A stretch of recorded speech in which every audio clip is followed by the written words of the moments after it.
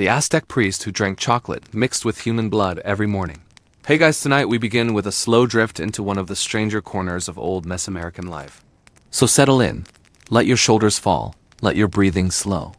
Tonight we wander through the early morning haze of Tenochtitlan in the year 1502. The sun has barely touched the lake. The city is just waking up. And somewhere inside the vast ceremonial district, a very dedicated priest is stretching his arms and preparing for what he calls his sacred breakfast. It is not oatmeal. It is not bread. It is something far thicker and far stranger. But we will glide toward that in a moment. For now, just settle in and relax. Our focus tonight is a high priest known as Tlilancapatl. His name meant something like the Dark Serpent Path or the Inked Road. It sounded cool and mysterious, which of course he enjoyed. He held one of the highest ritual positions in the empire. He oversaw major sacrifices. He handled sacred fires. He interpreted visions. And every morning he had a drink that he believed tied his spirit to the gods. You can probably imagine the general direction of this drink already. But we will ease toward it at a calm, sleepy pace because this is bedtime history after all. The city around him was alive in a gentle way. You could hear early marketplace voices. You could smell the first cooking fires.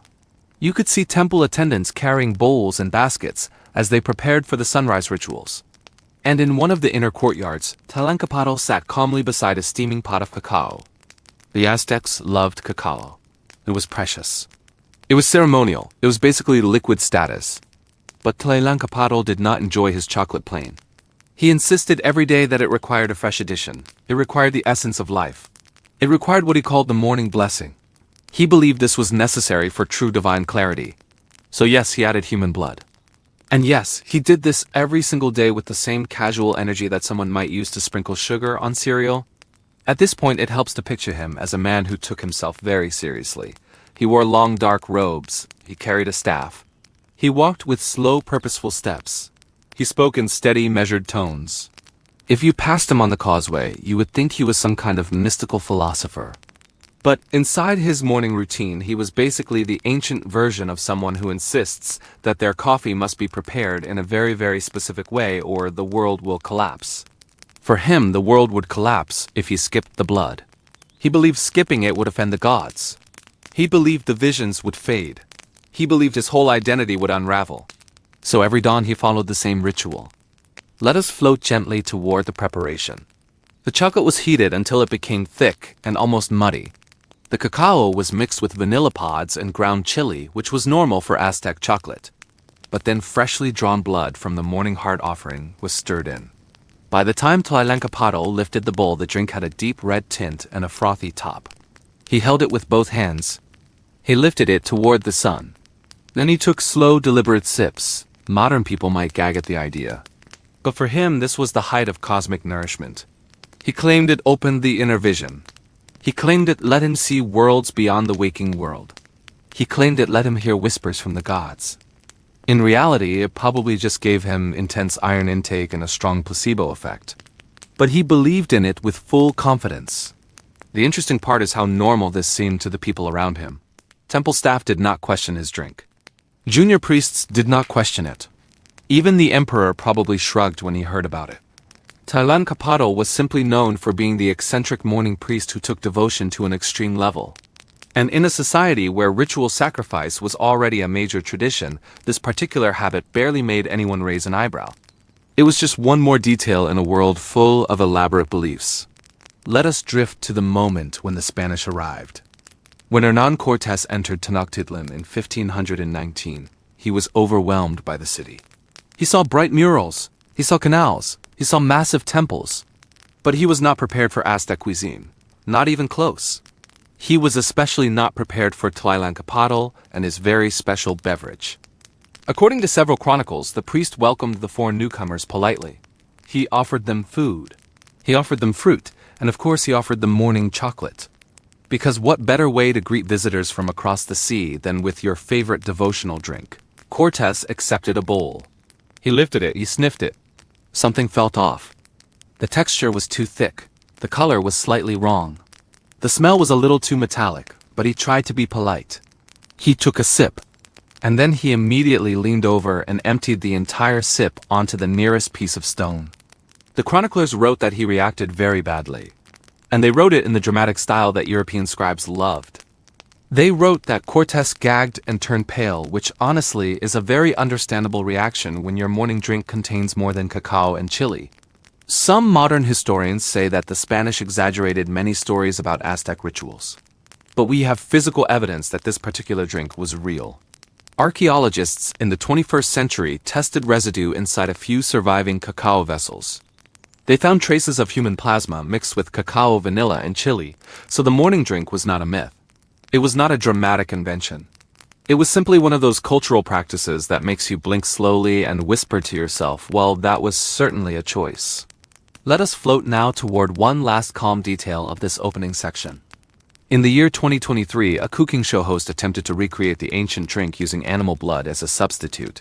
He stirred it. He heated it. He tried a sip. And he immediately looked like someone who regretted every decision that had brought him to that moment.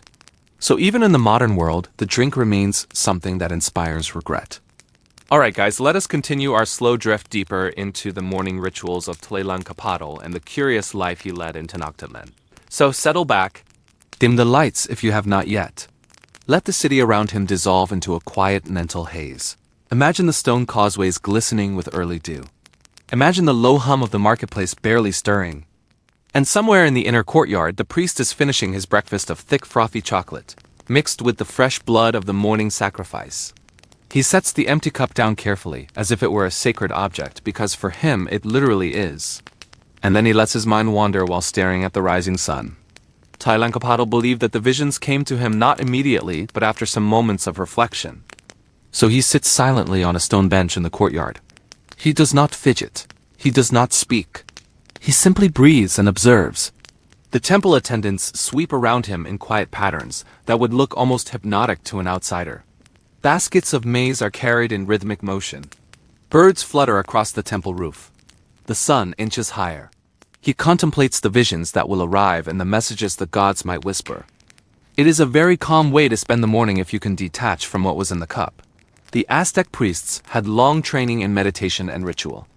Tlilancapatl is no exception. He began training as a young boy in the ways of divination observation and ceremonial precision. Of course, as a child he probably thought he was being heroic in small ways like carrying the incense bowl or learning to chant, without tripping over words. And by the time he reached high priest status, he had internalized so much ritual that even his odd habit with chocolate felt entirely normal.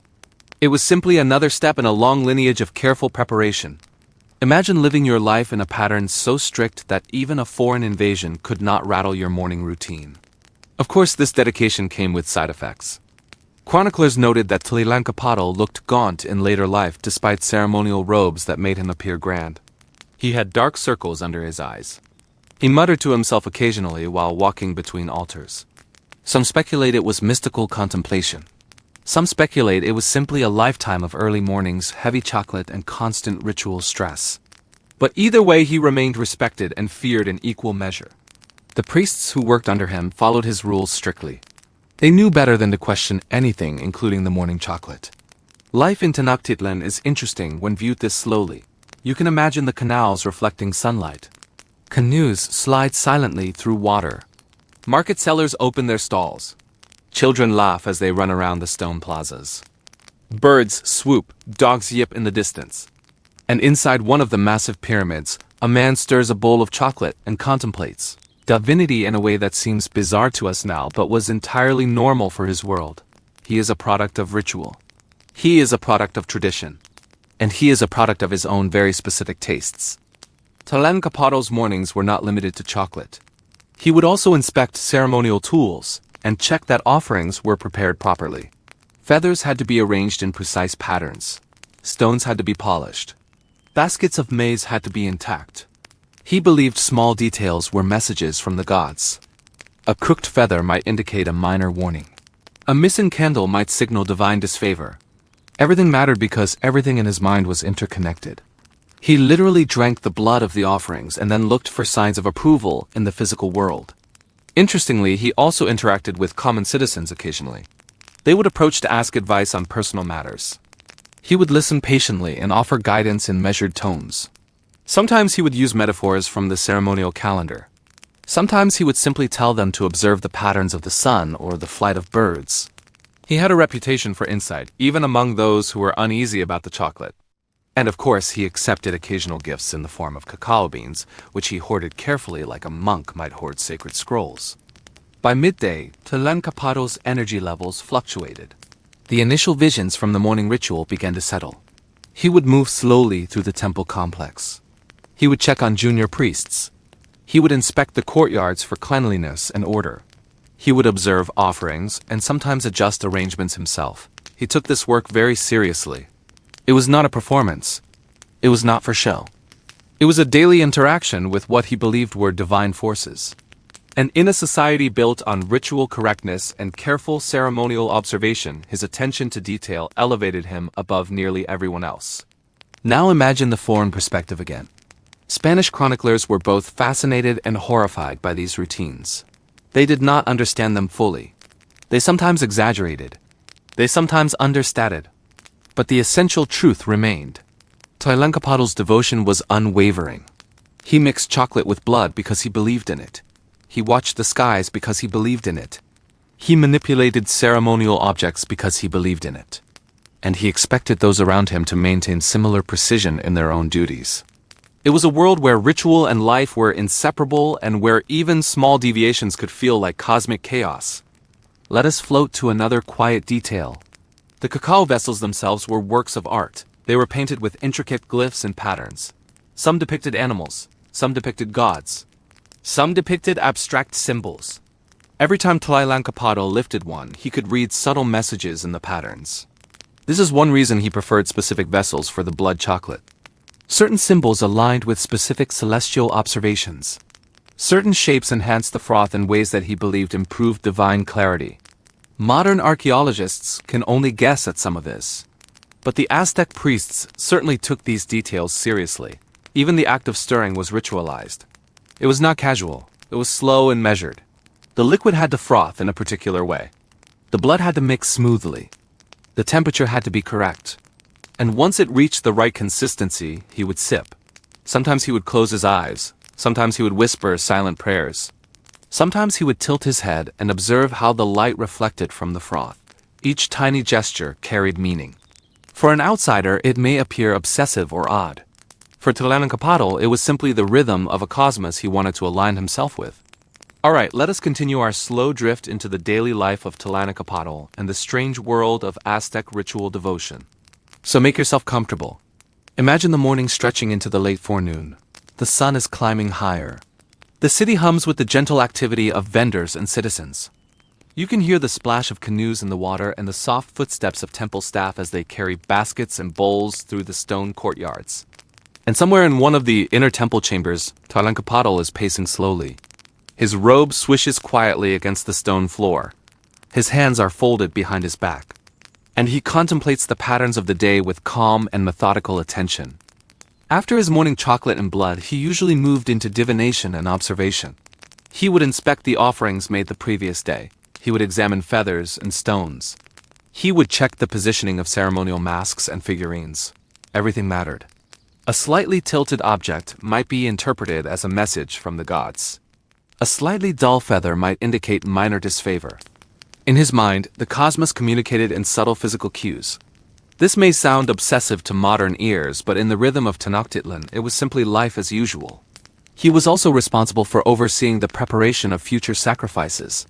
This involved a careful selection of participants who were chosen according to ritual calendars and astrological observations.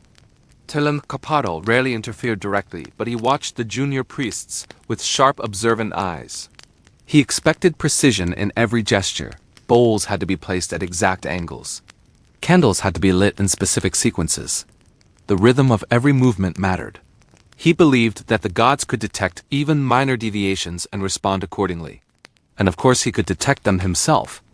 Interestingly, Tlilancapatl was also known for a quiet, dry sense of humor, though it was subtle and internal. Chroniclers noted that he sometimes muttered sarcastic remarks while arranging ritual objects, though he was careful never to voice them aloud to subordinates. He might think to himself, well, of course, this feather is crooked, because why not double down on chaos today? Or he might consider a junior priest struggling with a bowl and think, well, at least someone is making mistakes today. These internal witticisms helped him manage the long monotony of ceremonial observation and maintain focus during hours of quiet contemplation. By mid-afternoon, Tlilancapatl would take a brief pause. He might walk slowly to an outer courtyard and observe the city from a distance. He would watch the flow of people, the glint of sunlight on water, the motion of birds overhead. He believed that observing life in its ordinary patterns gave insight into the divine order. He would sometimes pause near the aqueducts and let his gaze drift across the rooftops and canals. This was the quietest and perhaps most reflective part of the day. It allowed him to reset before evening rituals. The Spanish arrival decades later would have been incomprehensible to him.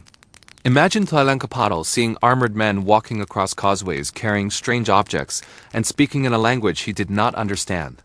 Yet he would likely continue his routines with calm and detachment. The morning chocolate would still be prepared. The ceremonial tools would still be checked. The junior priests would still perform their duties under his watchful gaze.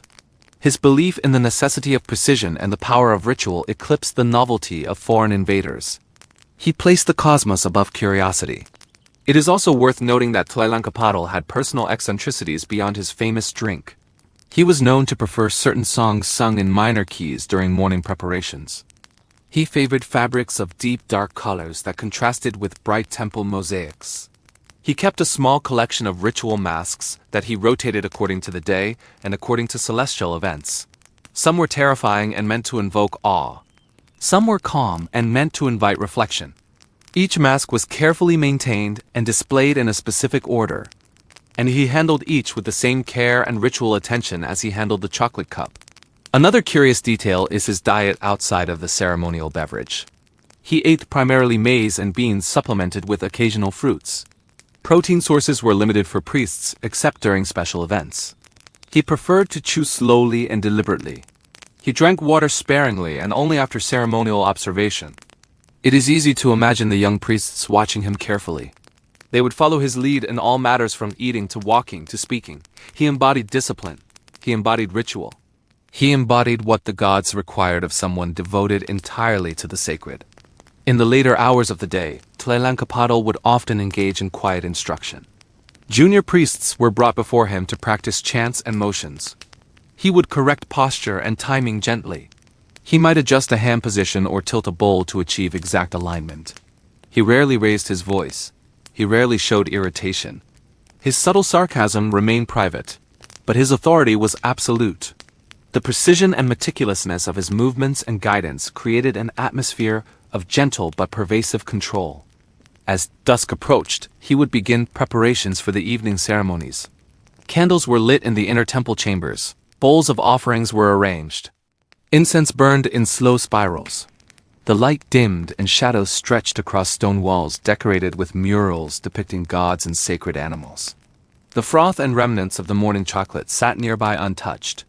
It was part of the day's ritual residue. And Tlilancapatl moved through this space slowly and deliberately observing everything with eyes that missed nothing. He believed that even as night approached, the gods were always watching. Finally, let us pause at one of the stranger aspects of Tlilancapatl's long tenure. Despite the severity of his devotion and the strangeness of his drink, he was remarkably approachable to junior priests and attendants. He never shouted. He never struck. He rarely even scolded. His authority rested on careful expectation and meticulous example. If someone deviated, it was more likely that he would sigh silently and adjust the environment so that the mistake corrected itself naturally. His world was built on subtlety and observation, not loud displays. And that is part of what makes his story both bizarre and oddly calming to imagine. Alright, let us continue floating through the day in the life of Tlilancapatl. So settle in. Imagine the city now fully awake. Market stalls buzz softly. Children run barefoot across the plazas. Canals reflect the high sun. And inside the inner courtyard of the main temple, Tlilancapatl sits cross-legged quietly observing the movement of shadows and light. He has long since finished his morning chocolate with blood, but its effect lingers in his mind. He closes his eyes and visualizes the sacred calendar, the movements of the stars, and the intricate connections of life and ritual. It is a calm contemplative meditation that few could endure for long. His daily routine continued with careful inspection of ceremonial tools. Bowls and flasks were cleaned and polished. Feathers were aligned with painstaking attention. Masks were rotated for the day and arranged in precise order. He walked slowly from station to station, observing the junior priests. He sometimes offered quiet corrections. Sometimes he silently rearranged an object to restore divine order. He never rushed. He never appeared impatient. Every movement was measured and deliberate, and part of a rhythm that gave him comfort and a sense of cosmic alignment. What is fascinating is that he also maintained a kind of casual arrogance about his personal devotion. He believed fully in the power of his ritual drink. He believed in the visions it provided. He believed that observing and adjusting ceremonial objects connected him to the gods. This confidence was calm but absolute. Even the emperor would respect it. Even the most skeptical priests would defer to him because his precision and attention to detail were unmatched, and yet he did not flaunt it. He simply moved through his day with the quiet conviction that only centuries of ritual could instill. The social dynamic in the temple was subtle and interesting. Junior priests learned quickly to mirror his behavior. They walked slowly. They spoke softly. They handled objects with reverence. They anticipated his corrections before he even made them. It was an unspoken language of movement and observation. Tlilancapatl rarely acknowledged it verbally, but he noticed everything, and he used this awareness to maintain control without conflict. It is a slow form of governance that relied entirely on rhythm and expectation rather than force. He also spent time reflecting on the human element of the offerings. He would examine the cadavers used in morning sacrifices, not with horror, but with a calm analytical eye. He studied the condition of the body and how it might influence the sacred energies he believed were released. It was clinical and ritualistic at the same time. He would whisper prayers and direct junior priests in quiet tones about the proper treatment of the remains. To an outsider, it might seem macabre. But in his mind, it was sacred and necessary and part of the cosmic pattern that structured the city and its inhabitants. Let us drift to a quieter moment. Tlilancapatl sometimes enjoyed walking alone along the canals in the late afternoon. The reflections of the temples and palaces shimmered on the water. Birds called in the distance. Vendors began packing up for the day, and he moved with slow, graceful steps, observing ordinary life and connecting it in his mind to divine order. This may seem mundane, but for him it was crucial. He believed that the behavior of people reflected patterns in the heavens. He interpreted small gestures as omens or confirmations. Even a child dropping a maize cob could carry significance if viewed carefully. During these walks, he sometimes encountered visitors from nearby towns or nobles seeking advice. He listened quietly. He nodded occasionally. He rarely spoke at length. But his reputation for insight preceded him. People came knowing that his advice would be measured and calm. He rarely gave simple answers. He preferred metaphor and subtle suggestion. And all of this flowed seamlessly into his life of ritual observation and ceremonial management. Nothing happened without quiet thought. Nothing happened without alignment to the sacred patterns. Evening preparations for ceremonies were long and deliberate. Candles were arranged carefully in the temple chambers. Bowls of offerings were placed in precise order. Incense burned in slow spirals that filled the room with faint scent. Tlilancapatl moved slowly among these objects, adjusting them minutely. He observed the junior priests arranging ceremonial items. He whispered corrections when necessary. His tone was calm. His movements were deliberate. He exuded authority without aggression. This subtle mastery was part of why his peculiar habits were tolerated and respected. Another detail worth noting is his meticulous care of ceremonial garments and robes. They were washed carefully with precise folds and draping. Embroidered patterns were smoothed and adjusted. Colors were aligned with celestial events. He believed that even small deviations in the attire could affect the flow of divine energy, and so he spent long moments ensuring perfection. This slow attention to detail formed the backbone of the temple's disciplined environment. Everything was connected, everything mattered, and everything was quietly observed. Finally, for this section, we can pause on a small personal eccentricity. Tlilancapatl had a preference for certain scents. Certain flowers and herbs were arranged in discreet corners of the temple. He believed that these aromas aided contemplation and enhanced the visions produced by his morning drink. He sometimes inhaled deeply and smiled subtly as he moved from station to station. For him, these minor details were just as important as major ceremonies. They shaped his perception of the cosmos and contributed to a sense of serene order that he carried throughout the day. Alright, let us drift slowly deeper into the life and routines of Tlilancapatl as the afternoon slides into early evening. Imagine the city around him bathed in a warm, soft light. The reflections on the canals shimmer like molten gold. Birds return to their nests, and the hum of human activity softens. Inside the temple, he moves carefully among ceremonial objects. Bowls of maize and cacao rest on stone altars. Incense curls lazily into the air. Every detail is attended with deliberate calm. The froth and remnants of his morning drink sit quietly nearby as if resting until needed again. Tlilancapatl's focus during this time often shifted toward celestial observation. He would glance at the sky, noting positions of the sun and clouds, and any hint of lunar reflection. He believed these signs connected with the day's rituals. He interpreted tiny variations in light and shadow as messages. Even the movement of birds and the flow of water were part of his analysis. To him, the entire world was a living text full of subtle meaning. Observing it carefully required patience. And Tlilancapatl had patience in abundance. He also supervised preparations for the evening ceremonies, which were quieter than the morning, but no less important. Candles and torches were aligned in precise arrangements. Bowls of offerings were placed to ensure balance.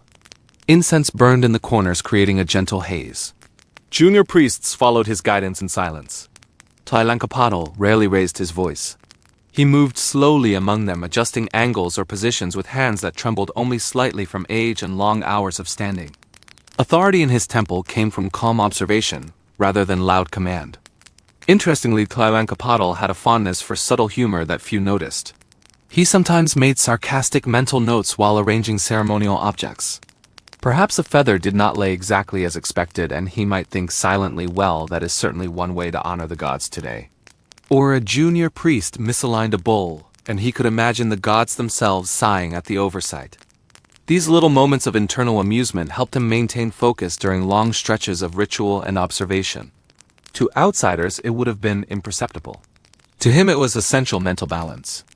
At times, he also reflected on the human element of the offerings. He did not fear or recoil from the sacrifices. Instead, he examined them with careful attention. He ensured that the energy he believed would flow from them was correctly interpreted and directed. Junior priests observed him closely and learned from his calm and deliberate handling. His precision and quiet confidence created an atmosphere where even unusual practices seemed natural. It is worth noting that no violence was dramatized in his day-to-day beyond the formal rituals themselves. The world was mostly slow, deliberate motion punctuated by careful observation. During these hours, he occasionally took a brief walk along the temple corridors or courtyards. The stone walls were warm from the sun. Shadows stretched long across the floor. He moved slowly, noting the placement of objects and patterns of light. Even small movements of people around him were noted as signs. A bow from a junior priest. A careful placement of a feather. A shifting of a bowl. All of this mattered to him because the cosmos was reflected in the smallest actions. His perception of order required careful measurement in both human and divine domains. Evening rituals began with soft chanting. The words were low and measured. The pace was unhurried. Junior priests moved slowly, placing objects and lighting candles according to precise rules. Tlilancapatl monitored every motion. He adjusted positions with small, quiet gestures. He whispered suggestions. He never shouted. The calm rhythm of the ceremony was enhanced by his steady presence. It was hypnotic and relaxing in its own way, even if the purpose was mystical and beyond full comprehension for outsiders. Another fascinating detail is how he interacted with novices. Young apprentices observed from a distance. Tlilancapatl occasionally guided a hand or corrected posture. The lessons were subtle and drawn out over long periods. There was no rush. The teaching was as much about observing and understanding order as it was about performing the ritual. Junior priests learned by mimicking the calm precision of their master. Mistakes were corrected quietly. Observing and adjusting became second nature. By late evening, he often returned to a small private courtyard where certain sacred plants and flowers were arranged. He inhaled their scent with deliberate care. The aroma added to the contemplative atmosphere. It reinforced focus and enhanced reflection on the day's events. Minor details, such as the precise arrangement of petals or the rotation of leaves, were attended with the same devotion as major ceremonial objects. Every part of the temple and every small action were connected in his mind to the greater cosmic order. Finally, for this section, we can note the quiet patience he exhibited in every aspect of life. He rarely rushed. He rarely expressed frustration. Even unusual habits like the morning chocolate with blood were performed without dramatics. He moved with calm, deliberate motion, as if his life were a meditation performed in real time. His world was built on subtle control, careful observation, and unwavering devotion to ritual. It is a strange and oddly soothing picture of life in one of the most powerful cities in the world at that time. Alright, let us continue floating gently into the later evening and night in the life of Tlilancapatl. So dim the lights and let your thoughts drift like the slow motion of water in the canals of Tenochtitlan. The city has quieted now. Market stalls are closed. Children are returning home. Birds settle into their nests. The streets echo softly with distant footsteps. Inside the temple, Tlilancapatl moves slowly among flickering candlelight and incense haze. The rhythm of the day has softened. His thoughts are calm and precise. The energy from the morning chocolate has faded, but its ritual imprint lingers. He begins a slow inspection of ceremonial altars. Bowls of maize and offerings rest in quiet order. Incense curls in delicate spirals.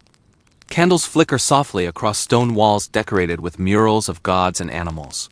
He moves deliberately, checking positions and alignments. Nothing is hurried. Each adjustment is small but meaningful. Junior priests follow his movements silently, aware that even a subtle deviation may carry cosmic significance. The calm authority of his presence governs the room more than words or commands ever could. Tlilancapatl often paused in front of particular murals depicting deities associated with life, death, and cosmic balance. He traced the images with a slow gaze, absorbing the symbolism and contemplating its meaning. Sometimes he whispered quiet prayers. Sometimes he simply breathed and observed. He believed that the murals themselves conveyed divine messages if interpreted with care and attention. To an outsider, this might appear obsessive. But in his mind, it was natural and necessary. The world was full of subtle signs and every detail mattered. In the private courtyards, he maintained small collections of sacred plants. Flowers, herbs, and other ceremonial greenery were arranged with careful precision. He would move among them, slowly inhaling their scent and adjusting arrangements. Each plant had a symbolic significance tied to celestial events or ritual calendars. He believed that proper care of these living symbols enhanced the effectiveness of ceremonies and reinforced his connection with divine forces. Even the simplest act of adjusting a leaf could have profound spiritual meaning in his eyes. Evening meals were simple. He preferred maize and beans with occasional fruits. Water was sipped deliberately and only after long pauses of reflection. There was no rush. Every gesture was considered. Occasionally, he would share quiet observations with junior priests during meals. He rarely spoke loudly. His voice was calm and measured. Advice was subtle, delivered in metaphor or gentle suggestion. The focus was always on careful observation and alignment with ritual rather than casual chatter. At times, Tlilancapatl would retreat to a high balcony overlooking the city. The canals shimmered in lamplight. The pyramids and temples stood quietly against the dark sky. He would trace constellations with his eyes, connecting their positions to ritual schedules and the timing of ceremonies. Even small details, such as the position of a star reflected in water, were considered significant. To him, the cosmos was alive and constantly speaking, and his job was to listen carefully and maintain balance. He occasionally reviewed ceremonial tools at night. Bowls, masks, flutes, and staffs were carefully arranged. Any imperfections were noted and corrected with slow, deliberate movements. Even subtle changes in light and shadow were observed as part of the ritual environment. Junior priests sometimes followed him, learning by silent mimicry. Errors were gently corrected. The environment taught discipline without force. Everything in the temple moved according to subtle order and attentive care. Tlilancapatl's nightly routine also included private reflection on his personal habits and devotion. He would consider whether he had maintained proper focus during the day. He would mentally review rituals, correcting mistakes in thought if not in action. He reflected on his own limitations and the impermanence of human life. Yet he remained calm and centered. He believed that careful reflection was as important as physical ritual. Meditation, observation, and ritual precision combined to form the framework of his life. Even minor details, such as the arrangement of ceremonial cloths and robes, were carefully inspected. Patterns and colors had symbolic significance. Small adjustments reinforced spiritual balance. The entire temple, from the largest altar to the smallest bowl, was connected in a subtle web of meaning. And Tlilancapatl moved through it all with deliberate patience, never rushed, never distracted. Authority was communicated silently through attention to detail and meticulous observation. Finally, as night deepened, he sometimes returned briefly to thoughts of the morning chocolate. Its flavor, texture, and ritual significance remained vivid in memory. He reflected on how it connected him to generations of priests who had performed similar rites. Though unusual to outsiders, it was a personal act of devotion that shaped his perception of divine order. It was both comfort and duty, a quiet anchor in a life devoted to ritual. Alright, let us continue our gentle descent into the late-night life of Tlilancapatl. The city of Tenochtitlan now rests under a soft dark sky. The streets are quiet.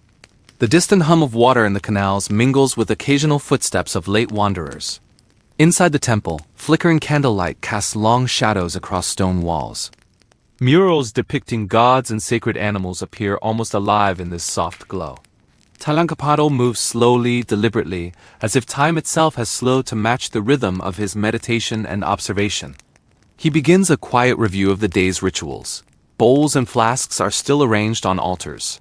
Feathers, masks, and ceremonial tools remain in their carefully designated places. He inspects each one slowly. Every adjustment is subtle yet precise. Junior priests, learning by watching his meticulous movements, move silently, almost as extensions of his own practice. Errors are corrected gently, without words. The environment itself seems to teach patience and reverence through subtle, continuous observation. Tlilancapatl often pauses to reflect on the symbolism of light and shadow. The flickering of candles on walls creates shifting patterns that, in his eyes, carry meaning. Sometimes he tilts his head slightly or shifts a bowl to achieve a subtle alignment. Minor changes in the environment are interpreted as messages from the gods. Even in the quiet of night, he remains vigilant, attentive, and calm. He moves with a rhythm that mirrors the slow pulse of the city and the natural world beyond the temple walls. During these quiet hours, he also contemplates celestial order. He glances at the moon and stars when possible through open windows or courtyards. He connects their positions to the timing of past and future rituals. Even small variances in lunar or stellar placement are noted carefully. He believes that the cosmos communicates continuously. Observation is an essential part of ritual. And so the late night is not idle.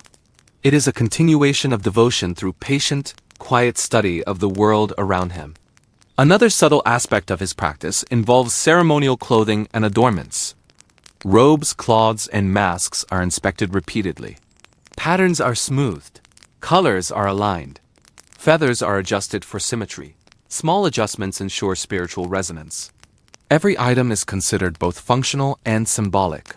Even a tiny wrinkle or misaligned pattern could, in his view, disrupt the harmony of the ritual space. This slow, meticulous care extends the day's sense of order and reinforces his connection to divine forces. Tlilancapatl also reflects on the junior priests under his guidance. He observes their posture, gestures, and movements. Corrections are subtle, often nonverbal. A shifted foot, a bowed head, or a misaligned hand is noted and quietly adjusted. Learning occurs through observation, mimicry, and gentle guidance. There is no shouting, no drama, no urgency. Authority is maintained through calm consistency and careful attention to detail. Junior priests internalize this rhythm over years of observation and practice. Sometimes he allows brief mental diversions. He might recall past ceremonies or subtle changes he noticed earlier in the day. He might imagine how rituals will unfold tomorrow. Occasionally, a small ironic thought drifts through his mind, like noticing the absurdity of spending hours adjusting a feather or contemplating the froth of chocolate mixed with blood centuries later. But these musings remain private. They are mental nudges that balance focus with quiet amusement. He also maintains a quiet awareness of the broader temple environment. Candles burn in measured locations. Incense continues to drift softly. Bowls of offerings, arranged earlier, remain undisturbed. The faint scents and subtle sounds provide a meditative backdrop. He moves among them slowly, maintaining equilibrium and harmony. Even minimal sounds, a shifting breeze, a distant splash, a soft footstep are noted as part of the living pattern of the temple. Another late-night habit involves revisiting ceremonial bowls and vessels used for the morning chocolate. He might inspect residues, textures, and arrangements. For him, these objects are not mundane. They carry history, tradition, and symbolic weight. He moves carefully, tilts a bowl, observes froth and liquid, and silently reflects on the lineage of priests before him. Each vessel is a bridge to generations of ritual, an anchor in a life dedicated to careful devotion and observation. Finally, as the night deepens toward the early hours, Tlilancapatl finds a small quiet corner for personal meditation. Candles flicker low, incense is faint. The air is cool and still. He breathes slowly. He reviews the day silently. He considers rituals performed, adjustments made, and subtle patterns observed. Even in solitude, his mind remains aligned with the order he has maintained throughout the day. His world is calm, structured, gentle, and filled with the quiet hum of attentive devotion that marks the life of a priest whose entire existence revolves around observation, ritual, and precise habit. Alright, let us continue our slow journey through the life of Tlilancapatl as night deepens further and the city rests. Imagine the soft darkness enveloping Tenochtitlan. Canals shimmer faintly under moonlight. The distant hum of water lapping against boats mingles with occasional quiet steps of late wanderers. Inside the temple, shadows stretch across stone floors, and murals of gods and animals seem almost to move with the flicker of candlelight. Tlilancapatl moves slowly, deliberately, as if each gesture itself is a meditation. He begins inspecting ceremonial altars once more. Bowls, flasks, and sacred objects are arranged meticulously. He checks positions carefully, adjusting slightly when needed. The junior priests follow silently, learning through observation. Errors are corrected subtly without words. It is a quiet dance of attention and correction that reinforces discipline and harmony. Every object and gesture carries meaning and must align with the sacred patterns of ritual.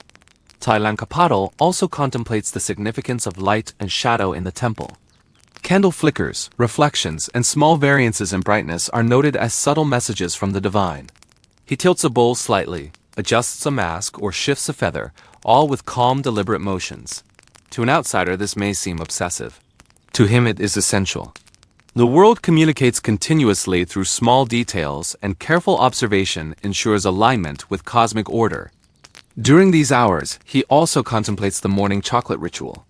Its flavor, texture, and unusual preparation are vivid in memory. He reflects on the sacred lineage behind it and the generations of priests who perform similar rites. This is a private act of devotion. The combination of cacao and blood represents a continuity of belief and a personal connection to divine vision. While peculiar to outsiders, it provides him with focus, comfort, and spiritual clarity. Sometimes he walks slowly through courtyards observing ceremonial plants. Flowers, herbs, and greenery are arranged with careful precision. He inhales their scent and adjusts arrangements subtly. Each plant has symbolic importance and aligns with celestial or ritual calendars. Proper care enhances the energy of the temple, reinforcing harmony and his connection to divine forces. Even small details, such as a rotated leaf or shifted petal, carry meaning in his eyes. He also reflects quietly on junior priests under his supervision. He observes gestures, posture, and subtle movements. Adjustments are made gently, often nonverbal. Mistakes are corrected silently and gradually. Learning occurs through mimicry, observation, and consistent guidance. There is no shouting, no urgency, no dramatic displays. Authority is maintained through patience, quiet attention, and meticulous example. Junior priests internalize this slow rhythm over months and years. In addition, he reviews ceremonial garments, robes, and adornments. Patterns are smoothed, colors aligned, feathers adjusted. Minor imperfections are corrected carefully. Each element serves both function and symbolic purpose. Even the smallest wrinkle could, in his belief, disrupt spiritual resonance. Attention to these details extends the order of the day into night, reinforcing calm, stability, and ritual precision. Tlilancapatl's subtle sense of humor also continues in quiet reflection. Perhaps a bowl is slightly frothy or a feather imperfect. Inwardly, he might think it amusing, even absurd, but these musings remain private. They provide mental balance and lighten the monotony of endless observation. His authority is strengthened by calmness, precision, and internal amusement rather than outward displays of personality or ego. Late into the night, he also monitors the ceremonial environment itself. Candles burn steadily, incense drifts slowly, and bowls of offerings remain in place. He notes the faintest shift in air currents, shadow, or sound. Every element contributes to the living rhythm of the temple. Each movement is observed, each gesture measured. The quiet of night amplifies subtle signals, enhancing focus and reinforcing alignment with cosmic order. Finally, as the city sleeps and moonlight drifts softly across stone walls, Tlilancapatl retires to a small courtyard or private chamber for meditation. The world is calm, silent, and structured. He breathes slowly. He reviews the day in his mind, recalling rituals, adjustments, and observations. Even in solitude, his devotion continues. Every detail is noted, every pattern observed. His life is a continuous, quiet devotion to ritual, observation, and disciplined attention, creating a strange yet soothing rhythm that carries through the night until the first faint light of morning. Alright, let us continue drifting through the calm, deliberate life of Tlilancapatl, as the night deepens and the faint light of early dawn begins to approach. Imagine Tenochtitlan in the soft pre-dawn haze. Canals glimmer quietly. The city is still asleep. The hum of water and distant bird calls create a slow, natural rhythm. Inside the temple, candles burn low, casting gentle shadows across murals of gods and sacred animals. Tlilancapatl moves slowly and deliberately, as if even the air itself requires careful observation. He begins a quiet review of ceremonial tools. Bowls, flasks, and vessels from the previous day are inspected. Any residue, shift, or misalignment is adjusted with calm precision. Junior priests move silently beside him, learning to mimic his careful gestures. Mistakes are corrected subtly. The atmosphere is serene, almost hypnotic. Every object is meaningful, every movement carries intent, and every minor adjustment aligns with the order he believes governs both temple and cosmos. Tlilancapatl also reflects on the morning chocolate ritual as the first faint light filters through the temple windows. The memory of the thick, frothy drink lingers in his mind. Its texture, smell, and unusual combination of cacao and blood are vivid reminders of sacred tradition. To an outsider, it may seem strange or grotesque. To him, it is a powerful tool of devotion, focus, and vision. Each sip historically connects him to generations of priests who performed the ritual before him. It is at once comfort and discipline, private yet sacred. He moves through temple courtyards where ceremonial plants and flowers are arranged meticulously. Each bloom, herb, or leaf is considered with care. He adjusts position subtly, inhales scents, and notes minor variations. Every plant has symbolic significance aligned with celestial movements or ritual calendars. Even the smallest changes in arrangement could impact the balance he perceives between human activity and divine order. This slow observation reinforces calm, focus, and continuity in the temple environment. Junior priests continue their quiet duties. Tlilancapatl observes gestures, posture, and subtle movements. Adjustments are made non-verbally. Learning occurs gradually through mimicry and silent guidance. Authority in the temple comes from patience and meticulous attention rather than shouting or force. Errors are opportunities for subtle correction.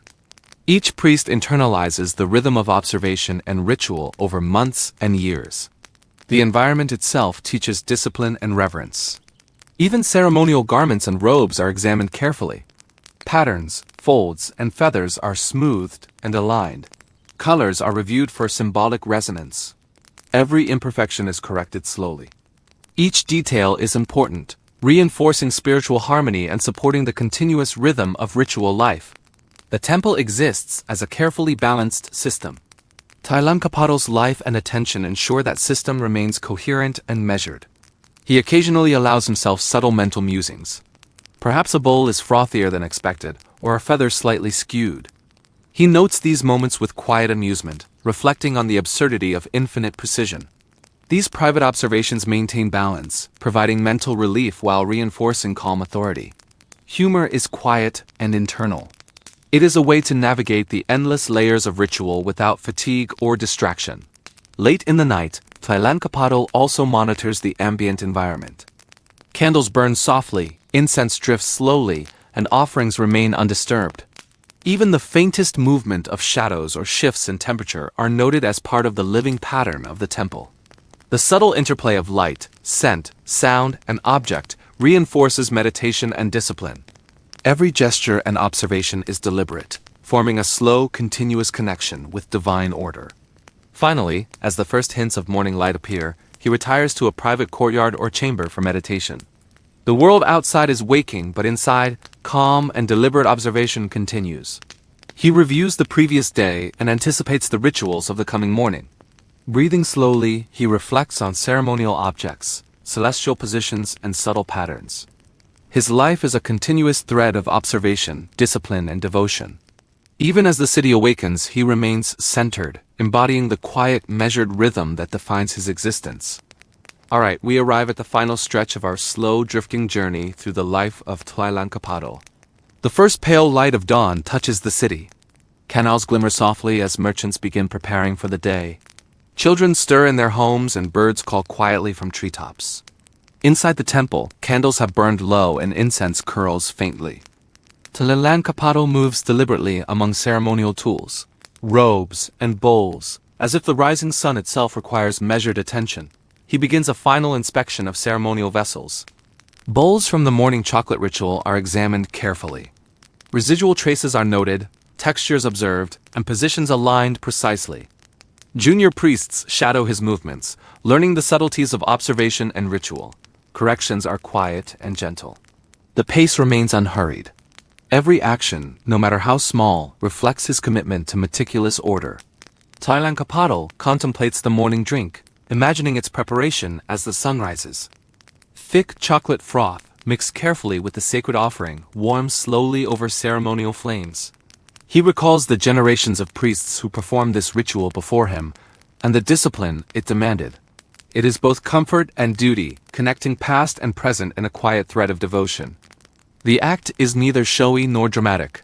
It is simply a measured practice that anchors his mind and senses. Moving through the courtyards, he observes ceremonial plants and flowers once more. Leaves and petals are aligned carefully. Herbs are adjusted for scent and position. He inhales quietly, noting minor deviations. Each plant is symbolic, connected to celestial events and ritual calendars. These small adjustments enhance the harmony of the temple and support the flow of energy he believes emanates from sacred practice. Even the faintest misalignment matters. Junior priests continue their silent work under his watchful gaze. Posture, gesture, and subtle movements are noted. Adjustments are made without words. Learning occurs through mimicry, observation, and gentle guidance. Authority is maintained without force or volume. Errors are quietly corrected.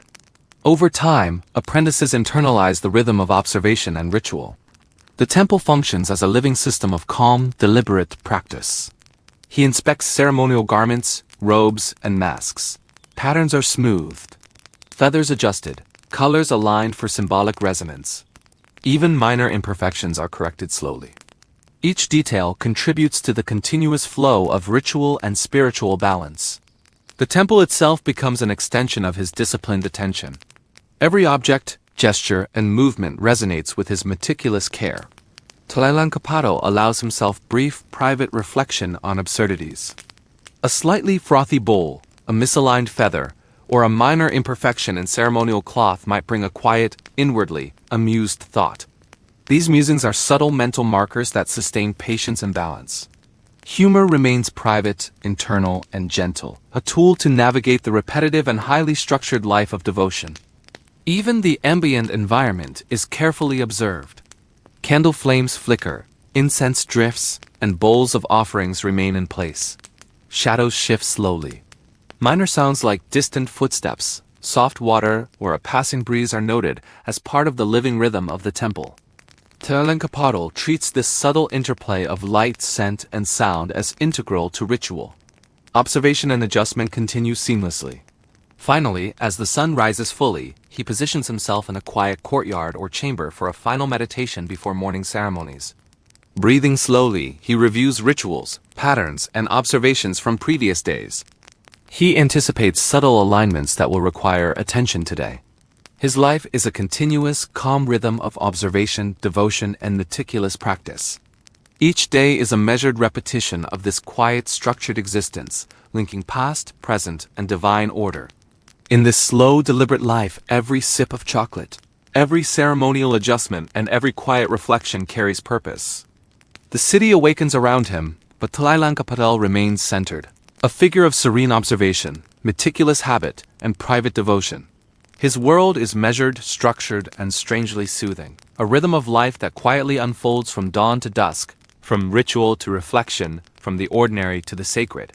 And so ends the slow drifting tale of Tlilancapatl, the Aztec priest who began each day with chocolate and devotion, whose life was measured in ritual, observation, and gentle attention to detail. A life both peculiar and quietly beautiful, preserved in memory, tradition, and the slow rhythm of Tenochtitlan itself. Tonight, we drift into the calm and unusual life of Tlilancapatl, the Aztec high priest who began every day with a cup of chocolate mixed with the morning a sacred offering. From the quiet glow of temple candles to the gentle hum of Tenochtitlan's canals, we follow his slow, deliberate routines, his meticulous care of ceremonial objects, and his private, oddly soothing reflections. Through serene observation, subtle humor, and unwavering devotion, Tlilancapatl's life reveals a world where ritual, patience, and cosmic order shape every moment. Relax your mind, dim the lights, and let the rhythmic flow of history carry you away as you witness the daily life of one of history's most peculiar and disciplined figures. If you want more mesmerizing journeys into forgotten worlds and quiet hypnotic history, subscribe to Stories Before Sleep and drift into the calm side of the past with us.